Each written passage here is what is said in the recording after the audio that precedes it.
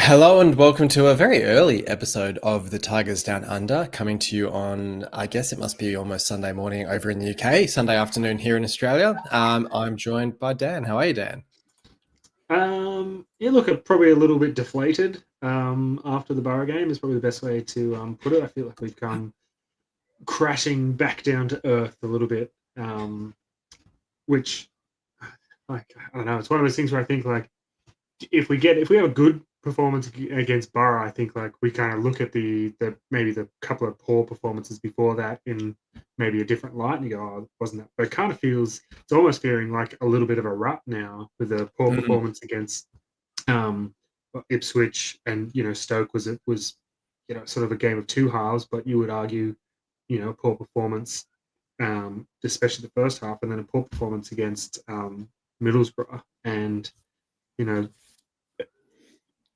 they're three of the three teams you'd expect to be up and around, but especially coming into the season fighting for top six, and we kind of failed in those three games. Largely in terms of performance. I know we managed to get the points against Stoke, but it wasn't, I guess, like, maybe I'm just feeling a little bit extra pessimistic at the moment, and now looking back at it as in a more negative light. But it does feel, I guess, yeah, the manner of the defeat against Middlesbrough was pretty alarming, I think. yeah, and I think for me as well, I mean, I I look at the result against Borough and I think like we could have like this result's sort of been coming in terms of to your point, not a great performance against Ipswich, not a great performance against Stoke. Those sides potentially could have been further out of sight, but weren't able to capitalise as much as Borough were. You even look at teams like Norwich, QPR, who aren't even particularly amazing teams, who created a huge amount of chances against us that weren't capitalised on in those cases either. It was interesting actually, because I think Jakirovic after the game said it was sort of the worst performance of the season, and I think potentially yes, but also potentially I think it's more just a case of, and we've talked about this in previous seasons under a senior, under Sayers, where you go, the goals, when the goals go in, it suddenly makes it a much better performance. When the goals don't go in, it's suddenly such a worse performance. I'm like, really, like whether the goal, like whether Sargent finishes his chance when we're playing Norwich or not, doesn't make the performance any better or worse. It just makes Sargent a poor finish. So the fact that Middlesbrough took their chances, scored the goals, to me, it was a crap performance, but I don't think it was any more or less crap than some of the performances recently. And like you say, like it feels like we're now sort of in a bit of a rut, like 4 losses in 6 really makes a bit of a concerning form line. But as we sort of said last week, you kind of look at this season and go top half, top 13, 14th sort of finish isn't the end of the world considering what we were expecting pre-season, and you just sort of hope that we can have a reasonable season and set a good platform for next season. But I think it's hard not to have had people have their get their hopes up over how we started this season. So I completely understand why a performance like this can be so deflating. Yeah, look, I think you're right. We've been pretty blessed with a really strong start to the season, and I think, as you say, naturally our people's expectations have shifted a little bit. I think especially we see it in the forums where um, we go from the best team in the league and we're guaranteed promotion one week to guaranteed relegation fodder the next after a poor performance. But I think you know this was. I think we just were never at the races, and I think, like, when you got, I think 2 games in a row where we weren't in it from the beginning of the game, which I think is different from the Ipswich game. I thought we were in it for the first half and we were up for it, and they came out and they had good subs, and that sort of turned the tide. Whereas Stoke and Middlesbrough, from the first whistle, we were really, really poor, and we couldn't get a foothold in the game. And I think, like, the Lundstrom, the injury or I was whatever going that to is, say the as well. Yeah. reoccurrence in training, I think that potentially had an impact. I think, Middlesbrough was still good, but I think his experience and sort of and his vision and those sort of things, his character in the middle of the park, I think could have made had a positive impact on our performance. But and maybe it is one of those things, like, we get a player back of his sort of caliber and his standing, and then he's instantly out again, and everyone just goes, oh. But Yeah. sort of feels like one step forward, two steps back at the moment, getting a few players back from injury, and then Lundstrom with a recurrence or a knee injury that he suffered in training. So, and I always treat these sort of with a healthy dose of skepticism. Baz sort of saying, "Oh, it's a 2 to 3 week injury that he suffered in training." I go, "Yeah, we're told it's 2 or 3 weeks, and all of a sudden we won't see him back till the end of January or something like that," which is really frustrating given how good he looked against Stoke in that second half. And you think, I mean, touching on like the Middlesbrough goals, we can talk about individually or collectively because they were relatively similar in the sense that they all sort of came with Middlesbrough winning the ball back in possession, cutting through our midfield quite easily and playing the ball through our defence, where you think really it's that midfield that's a bit of a concern now. And we sort of talked last week when we were thinking about how we would line up for this game, where it sort of highlights the maybe not the imbalance, but maybe the issues with the personnel in midfield of like how you actually structure that midfield to sort of unleash the attacking line, but also protect the defense as much as possible. Because the way we're lining up at the moment, and we saw Miller and Bellumi both come on in that second half, it does feel at times as if it's basically a 4-2-4. And you think if you're going to do that, you really need a strong midfield too. And we just don't really have that at the moment. Yeah, I think sort of as you say, it was turnovers and then some sort of incisive passing, and we really did get torn apart. And I think the scoreline really could have blown out even further, but I think we were a little bit. I think Middlesbrough didn't really. They just came out in the second half and went, "Don't get injured, don't do anything, don't leave ourselves open to get done, to allow a comeback to really happen." And they just played a lot more conservative, and that sort of ended up flattering us in the second half in the sense that we didn't get ruined, even like pulled apart even more. I think maybe it's time to maybe we do need to shift the formation. Maybe we have to go to sort of like a 3-5-2 or whatever, with the wing backs that filling in the midfield and sort of then having sort of 4 across the mids with the 3 behind, or allowing one of the centre halves to step into the midfield or something. But I think something has to sort of change because it's sort of the same sort of things are happening to us, the last few sort of games. But I think like it's sort of also, I think there's been games recently where we've gone, we've been able to pinpoint someone as having had an exceptional game. A few weeks ago, I thought, I can't remember which game, but I was like, oh, Jai had, so strong, had such a great game. Whereas against Borough, I thought, the back, him and Egan, I thought both were really, really poor. And I think it's sort of one of those as well and maybe Middlesbrough made them look poor. Maybe it was their movement, maybe it was what they were doing, but I think a couple of things going on there. I think perhaps for Ajayi, I think Semi knows, like, he's got a bit of a history with injury, and he's got AFCON around the corner. I was going to say, I do wonder whether he just went like, he's got 2 games. He was like, I just got to get a couple more games, and he just didn't really. I know, like they're professionals, and that shouldn't be their thing, but also like, AFCON's, it's a big deal for those players. So. I mean, it's a big deal, full stop. So I think I can kind of understand. I don't like it, but I can understand kind of a degree to which he wants to, not that I don't know how to word this without but yeah, that a degree to which he is protecting himself or whatever. Or I don't even think it's necessarily conscious. I think it's sort of like, maybe a subconscious or unconscious sort of a thing that's going on, but. I don't know. Yeah, there's a lot of poor performances individually, as well as it just not really working as a unit. I think the commentator on Sky when Destin got subbed off said, like it was he said basically, he said they said, oh, it's Destin for the sub, which isn't surprising because he's made no meaningful contribution to the game in 69 minutes or something, and I just went, wow. Yeah.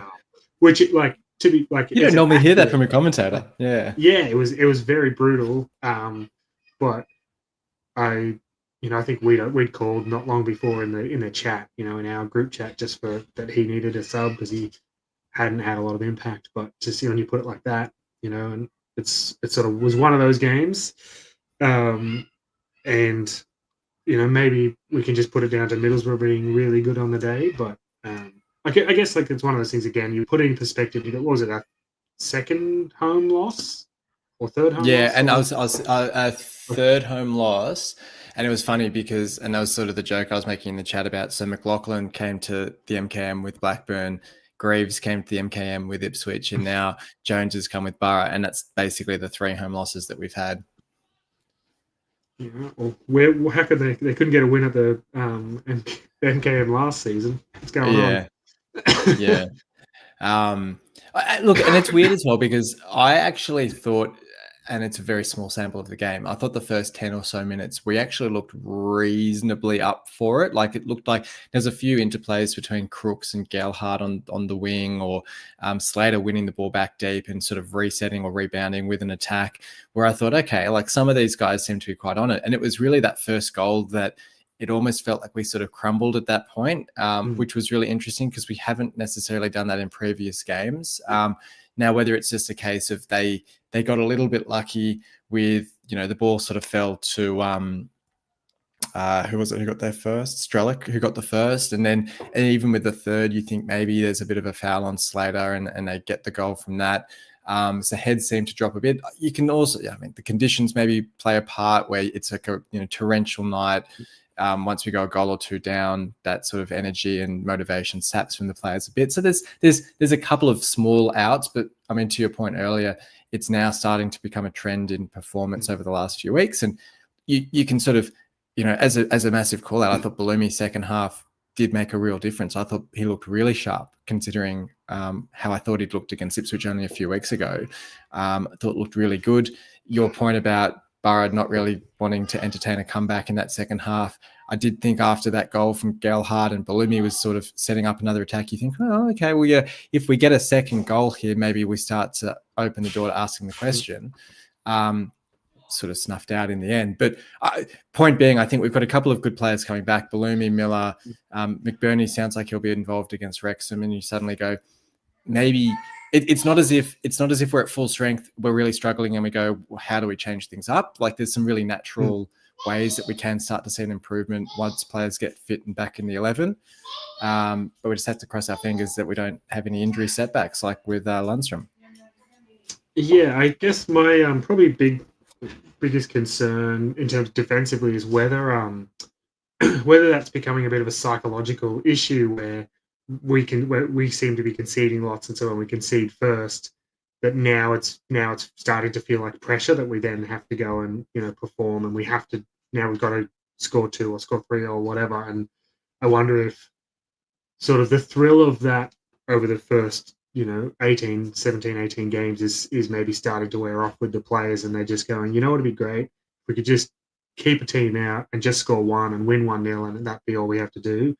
But so that's probably my concern, that because it feels like they're talking a lot about working on the defense, and we still seem to be conceding. So I am that's probably my little concern, is whether there's they're starting to, I guess, like, I don't know, falter in their belief or something in the defensive system or something. But I was just going to ask defensive systems. So I've seen a few people criticizing Coyle for his positioning for the first 2 goals in particular. So he's sort of being dragged up the field, out of position, leaving that space for them to play in behind.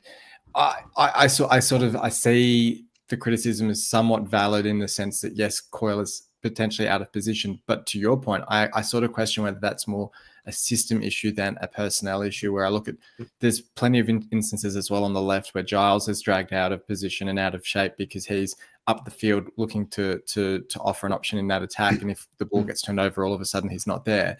I do wonder if it's an issue where we're sort of playing with fullbacks so high up the pitch that it just makes it so difficult to then defend on that transition. And to your point as well about Ajayi and Egan, like, they have an off day and all of a sudden you just don't have any personnel who can really cut out those attacks.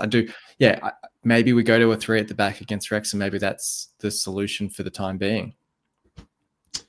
Yeah, look, I think in terms of the criticisms of individual players and individual goals, I know like sometimes, a player makes a howler in a really bad spot. You try to play it out of the back, you play it straight to the striker or like something horrible and you go, yeah, that's them. But I think to your point that there are moments, especially because we give a lot of goals away in transition moments, that especially Coyle and Giles, where it's we want them high because we want them to be an option to be whipping balls into the box. So if we turn over there, of course there's going to be holes there. The alternative is they stay in the back line and we don't have Giles is not there whipping balls in for McBurney to score on hopefully again in the next few weeks. We don't have Coyle whipping balls in, and then we're complaining that or someone's probably going to then be complaining that they're not getting involved at the other end of the pitch. So it kind of feels a little bit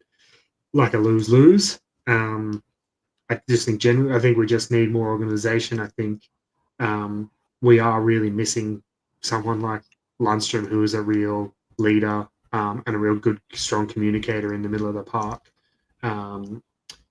But is what it is. Yeah, we weren't good enough on the day. We try again in a few more. Yeah, very last point, and then we'll do votes. I feel like we say every week that teams are scoring off fortuitous balls are sort of landing in their lap and for them to tack home. I'm like, why the defense just can't just leather it clear and make sure of it? Like Egan, for example, for the second goal, just like tries to just pass it out essentially and turns it over. The first goal, and I think it's McGree's for the fourth as well, like just balls that just fall to them in the box and they score. I'm like, just clear it. But I don't know if that's an instruction or if the players are just trying to be a bit too cute and passing it out. But yeah. Yeah, I'm not sure. I feel you very much so. I would be if not that I'm a world class coach or anything, but I would be just saying like if the pass is not on, if you're under pressure, just like aim towards sort of the halfway, like the flags at halfway, so you're going wide, and like if it doesn't hit someone, it's going out, and we get a chance to reset. It's not falling here short where they're the strikers are already on the wrong side of the midfield and defense and all that sort of stuff. So I feel I think we just need to be, it's not very exciting, it's not very fun football to watch, but defensively maybe we just need to be a little bit more simplistic and just go, they can't score if the ball is nowhere near our box, and just you're right, leather it, get rid of it, start marching up the field and try and win possession back up there somewhere. But that's it. Votes for the game if you've got any. I did make some votes for this one. I went for a very strong second half performance, 3 points to Bellumi. I think you're right. I thought he was great when he came on. A player who pretty much every time he got the ball wanted to look forward and wanted to go forward and wanted to make stuff happen. So there were some great movements off the ball, and even like I think there was one where he went to make the run around the left back, and then it was coming shorts, and he cut back, jumped across, took it on his chest in front of the defender, and just like moments like that where you go, yeah, he wants it. He wants to make something happen. So he was really looking more like the Bellumi from last season. So that was good.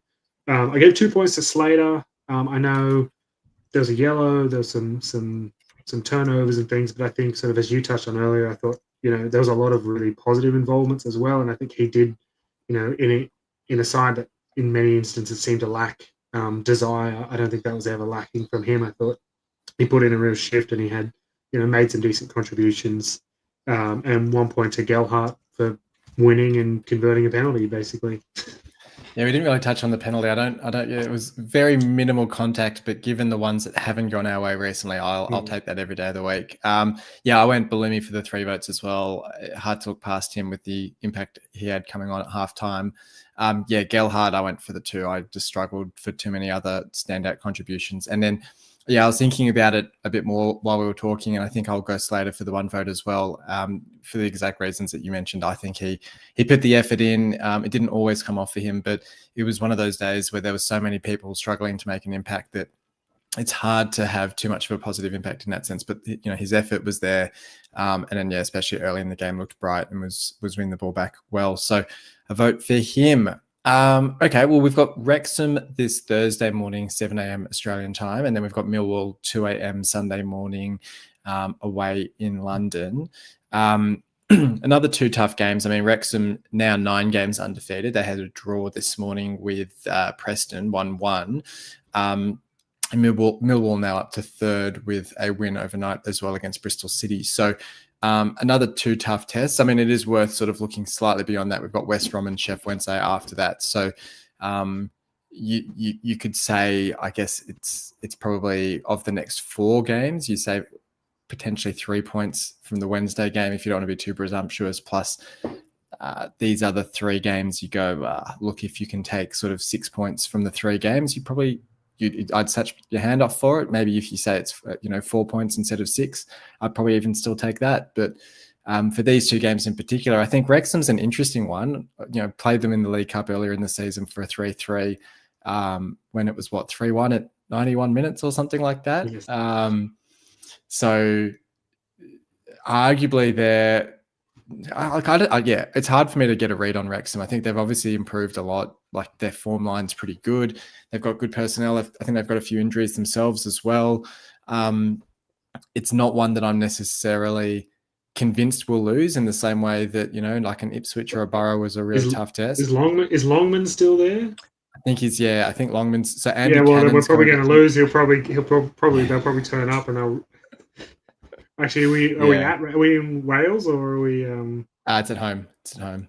Well then, when Longman turns up, we'll continue the curse of our ex-players this season. Good point. I was just going to say that at home we've actually been all right, but yes, good point. Yeah, player returning.